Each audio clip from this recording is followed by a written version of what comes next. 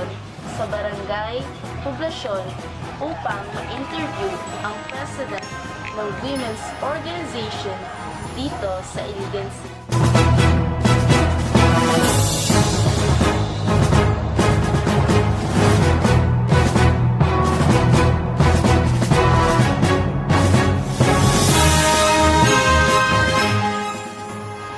Mas maayo ang ganda nga na NGO po kay kasi hindi nakakapatan sila.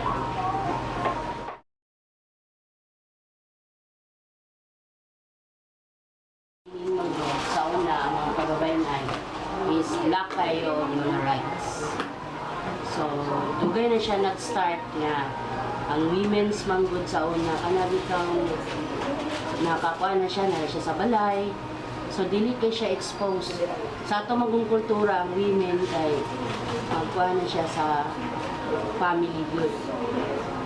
Focus on family ra. Dayon, sa atong kultura, ang atong papa man yung trabaho. So, atong mama, mag-supporting lang siya pa. So, dili ni ang isip siya nga babae, wala siya kakuan nga. Napagili, pwede pa siya mataas pa siya. Mugawa siya sa yung kalimalay, yung mag-just nakipagwan sa mga tao.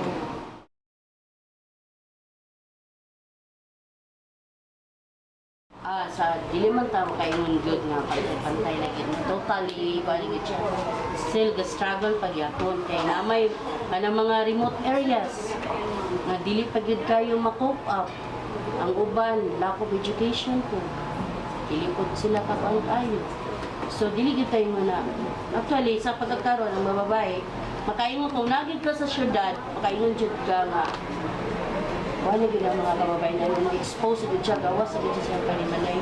Mobile gid siya kanang mga rally di ba? Mga sa TV, na mga rally na mga kababayan mo fight gid sa right.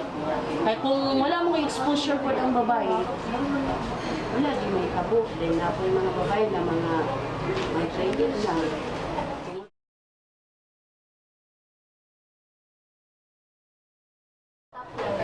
Top 9262 anti-violence against women. Anti-violence siya tops.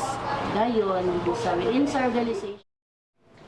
Sa ating natunghayan, nasalaysay ng presidente ng women's organization, ang babae nga dito sa ating lungsod ay mahalaga. Tagumpay siya ng ating bayan. Mabuhay kababaihan!